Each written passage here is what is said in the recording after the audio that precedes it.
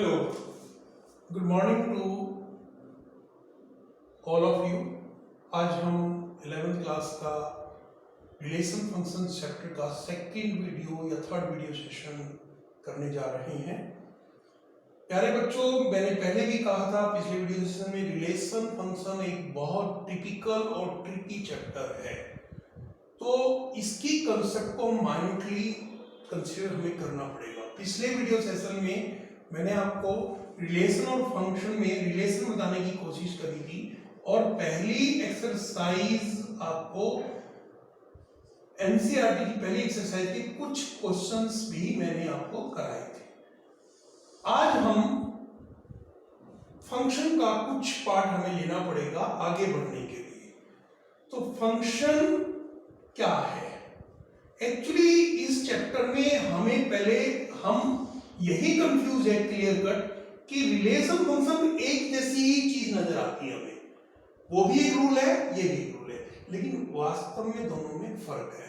आपने रिलेशन में पीछे पर देखा था, हमने जो रिलेशन की डेफिनेशन लिखाई थी, मैं यहां दोबारा लिख रहा हूं ताकि मैं कंपेयर कर सकूं और उसको रिलेट कर सकूं फंक्शन से, ताकि आपको क्लियर कट डिस्टिंग्विश आ जाए कि रिलेशन क्या है और फंक्शन क्या है। मैंने आपको ये कहा था, it is a rule which create a subset on an A cross A। और मैंने ये कहा था ये कार्टेशियन प्रोडक्ट है आपका, मैंने आपको कार्टेशियन प्रोडक्ट निकालना भी सिखाया था। ये एक सेट का भी हो सकता है और दो डिफरेंट सेट का भी हो सकता है। फिलहाल ये एक सेट का लिया है हमने, Cartesian product of non empty set A, non empty set ए, ये हमने रिलेशन की आपको डेफिनेशन बताई थी।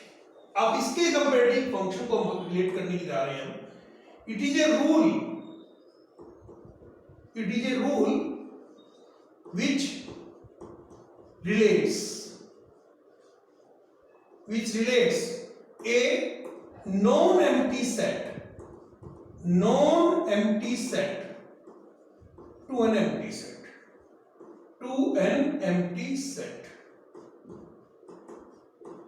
ये थोड़ी सी हार्ड डेफिनेशन है, इसे मैं हार्ड डेफिनेशन बोलूंगा। हार्ड डेफिनेशन, हार्ड मतलब अनऑफिशियल, यू कैन से।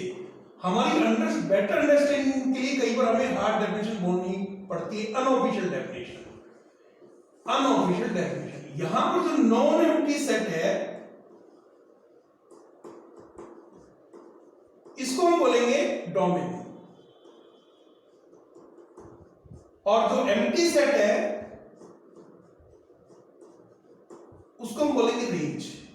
लेकिन मैंने बताया ये हार्ड डेफिनेशन है, तो कुछ इसमें अनऑफिशियल चीजें हैं। रेंज क्या है, डोमेन क्या है, वो हम अब ऑफिशियल या मैथमेटिकल डेफिनेशन में चलते हैं। Mathematical definition of function. अब ध्यान से देखिएगा, let F A goes to B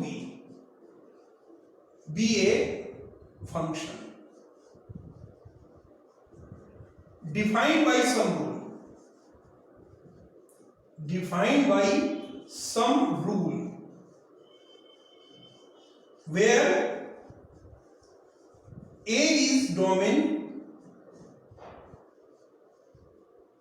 and B is codomain। अब आप ध्यान से देखिएगा, यहां पर कोडोमेन वर्ड कोई नहीं आया, यहां कोडोमेन वर्ड आया, यहां डोमेन और रेंज आई। अब यहां पर भी रेंज आएगी, लेकिन उसको क्लैरिफाई करेंगे। अब इस पूरे पोर्शन के हिसाब से मैं एक एग्जांपल आपको लेता हूं। लेट ये नॉन एम्प्टी सेट ले लिया मैंने, natural number 1 2 3 4 5 dash dash dash n। ये एक रूल हो गया fx = x²। ये एक एम्प्टी सेट हो गया। अब 1x की जगह गया 1 आ गया, 2x की जगह गया 4 आ गया, 3x की जगह गया 9 आ गया, 4x की जगह 16 आ गया, डैश डैश डैश n²। तो ये हमारा डोमेन है। और ये हमारा रेंज है। लेकिन ये एक प्रैक्टिकल डेफिनेशन है, ये एक प्रैक्टिकल डेफिनेशन है। जो मैथमेटिकल डेफिनेशन है वहां पर जो ये बी है ये कोडोमेन है और जो ए है ये डोमेन है। ये डोमेन है और ये कोडोमेन है। जो बीच में ये शब्द आया रेंज, वो हमेशा क्रिएट होता है, मैन्युफैक्चर होता है।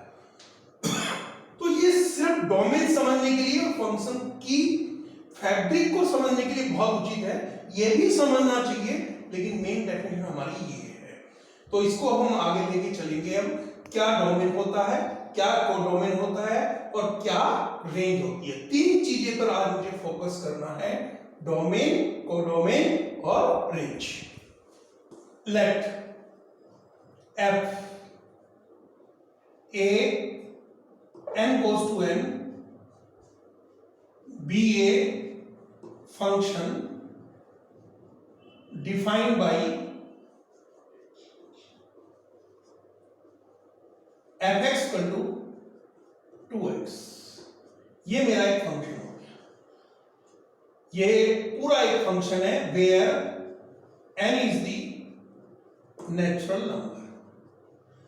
यहां n की जगह रियल नंबर भी हो सकता है, होल नंबर भी हो सकता है, इंटीजर भी हो सकता है, जो दे रखा है, but they are very very important. Again I am clarifying it is domain and it is codomain. Range नाम की कोई चिड़िया अभी हम बात नहीं कर रहे। हम एक डायग्राम बनाते हैं जिसको हम एरो डायग्राम बोलते हैं। एक ये हो गया नेचुरल नंबर, एक ये नेचुरल नंबर हो गया, गिवन है ये 1 2 3 4 काउंटिंग नंबर्स, ये n हो गया, ये 1 2 3 4 डैश डैश डैश, ये n, ये भी आपका नेचुरल नंबर हो गया। ये कोडोमेन हो गया हमारा, कोडोमेन, और ये हो गया रेंज, डोमेन सॉरी। और बीच में ये रूल हो गया हमारा fx = 2x। मैंने 1 डाला, ये 2 से रिलेट हो गया, मैंने 2 डाला, ये 4 से रिलेट हो गया, मैंने 3 डाला, ये 6 से रिलेट हो गया, मैंने n डाला तो इससे पहले कहीं 2n होगा तो मैं ये n2n से रिलेट हो गया। अब आप ध्यान से देखिए, ये जो मेंबर आपकी खाली रह गए, ये खाली जो रह गए, और दूसरे मेंबर जो ब्लैंक जो रिलेट हो गए, जैसे ये 2 है, 4 है, 6 है, इन दोनों में क्या अंतर है। अब मैं आपको डोमेन, कोडोमेन और रेंज बताने जा रहा हूं, वो जरा ध्यान से देखिए। डोमेन 99% 11th और 12th के बच्चों को आज तक भी बहुत सारे बच्चों को ये नहीं पता डोमेन क्या है, कोडोमेन क्या है और रेंज क्या है और इन तीनों में अंतर क्या है। Domain, it is the set of all element for a function, it is set of all element for a function if supplied to it,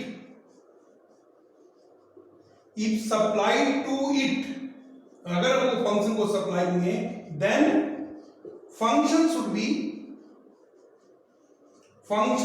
defined। अब what is the function defined, इसको भी हम लेंगे, लेकिन अभी बाद में।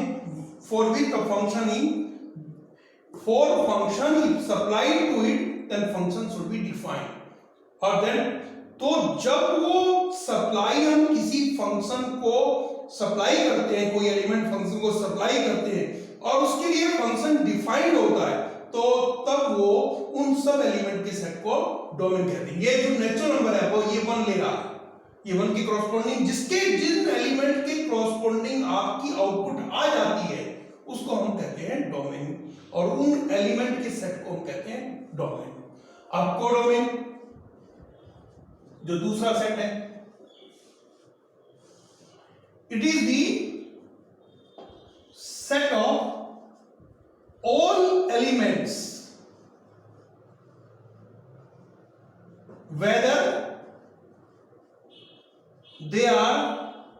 whether they become output of element of domains or not। मतलब कहने का मतलब ये उन सभी एलिमेंट का सेट है जो डोमेन के एलिमेंट की आउटपुट हो या ना हो, क्योंकि ये वन आपका खाली है, ये आपके डोमेन, ये आउटपुट नहीं बनी किसी की भी, ये आपकी 3 आउटपुट नहीं बनी किसी की, तो ये जो पूरा सेट है नेचुरल नंबर यहां दे भी रखा है, क्योंकि डोमेन इज ऑलवेज गिवन, तो it is the set of element whether they become output of elements of domain or not, they may be output or they may not be output. Short में आप ये भी लिख सकते हैं that is it is the set of element whether they are output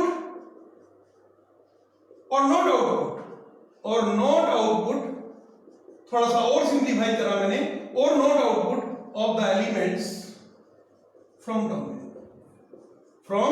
domain, तो ये codomain हो गया। अब आता है रेंज। अब रेंज ये कहीं भी गिवन नहीं है, ये हमेशा मैन्युफैक्चर होता है, हमेशा क्रिएट होता है, हमेशा बनाना पड़ता है। Range is always created. एक नोट लिख रहा हूं पहले, रेंज इसको बाद में, it is the set of all outputs in a function, मतलब रिजल्ट्स का आउटपुट, जो रिजल्ट का सेट है इन ए फंक्शन। जैसे यहां पर RF जो होगा वो होगा 2 4, ये 2, ये आपका बन गया 4 6 डैश डैश डैश 12। तो कहने का रेंज ऑलवेज जो है वो आउटपुट का सेट है। एंड रेंज, एक और वर्ड लिख रहा हूं मैं, range is always manufactured, range is always manufactured और क्रिएटेड। एक और बात मैथमेटिकली लिख रहा हूं, रेंज, किसी भी फंक्शन में range it is either subset or equal to of codomain. Range codomain का हिस्सा है। कई बच्चे सोचते हैं कोडोमेन और डोमेन रिलेटेड आपस में, नो, रेंज हमेशा कोडोमेन की साइड में होती है, तो वो अब इस केस में ये रेंज इस कोडोमेन का हिस्सा है, क्योंकि डोमेन क्या है यहां पर, कोडोमेन क्या है यहां पर, natural number, set of natural number, ये गिवन है हमें। कोडोमेन हमेशा गिवन होती है, कोडोमेन हमेशा गिवन होती है, रेंज हमेशा बनानी पड़ती है। मैं एक छोटा सा एग्जांपल लेता हूं आपको समझाने के लिए। आपके घर में किसी की शादी है, सपोज आपके घर में किसी की शादी है, तो आप कुछ पैसा लेकर किसी ज्वेलरी शॉप में आप जाते हैं और कुछ खरीदारी करना चाहते हैं ज्वेलरी की। अब फंक्शन कहां काम कर रहा है, ये एक रूल होगा कि आपने किसके पास जाना है, आपने तनिष्क के पास जाना है, आपने मेहर सन्स के पास जाना है, या आपने जिससे आपकी रूल सेटिंग होगी। अब जो पैसा आप लेके जा रहे हो, जितना आपका बजट है, वो डोमेन है। जो उस दुकानदार के पास अवेलेबल है वो सारा कोडोमेन है। लेकिन उस डोमेन के क्रॉसपोंडिंग, उस पैसे के क्रॉसपोंडिंग जो आपने खर्च करना है, जो आपका बजट है, उसके क्रॉसपोंडिंग जो आप खरीद के लाते हैं आइटम को, ज्वेलरी को, वो आपकी रेंज है। तो that is the difference between domain, codomain and range in all respect. आप बड़े आसानी से समझ सकते हैं, क्योंकि 90% कंफ्यूजन रहता है, डोमेन क्या है, रेंज क्या है, कोडोमेन क्या है। इसलिए प्यारे बच्चों, डोमेन, कोडोमेन और रेंज में क्लियर कट एग्जांपल समझने की कोशिश करें कि उसमें क्या अंतर है। मैं एक छोटा सा एग्जांपल और देता हूं आपको और अच्छा समझाने के लिए। सपोज आपकी मदर या आपके फादर आपके घर में 1 किलो कोई सब्जी लेके आए। अब 1 किलो सब्जी में फिर इसको आप लेके आए, आपने उसके क्रॉसपोंडिंग पैसे खर्च कर दिए, दैट इज द डोमेन। जो सब्जी लेके आए वो आपकी कोडोमेन होगी, लेकिन उस सब्जी को साफ करके जो आपकी खाने के लिए तैयार प्रोडक्ट तैयार हुआ वो आपकी रेंज हो गई, क्योंकि सारा एज इक्वल टू कोडोमेन वो रेंज नहीं हो सकती। जब वो पूरा आपने खाया, सपोज आप मान लीजिए आप ऑरेंज लेके आए, तो ऑरेंज का भी आप छिलका जो है वो साइड में करते हैं, तो वो छिलका जो है वो कोडोमेन में आ जाता है, लेकिन जो उसका अंदर का प्रोडक्ट है वो आपकी रेंज में आ जाता है। अगर आप अंगूर लेके आए तो हो सकता है आपका डोमेन और कोडोमेन कहीं बराबर हो जाए, लेकिन वहां कोडोमेन और रेंज बराबर हो जाए, लेकिन वहां पर भी आपको देखा होगा आपने कुछ चीजें जो टहनी वगैरह है या जो वेस्ट वगैरह है वो आप अलग करते हैं, उस समय वो कोडोमेन में आ रहा है। लेकिन जो चीज आप बाई पार्ट्स खाते हैं, जो आपके पेट में गई, जो आप मुंह से खा रहे हैं, वो आपकी रेंज है। जो आपके पैसे खर्च हुए वो आपका डोमेन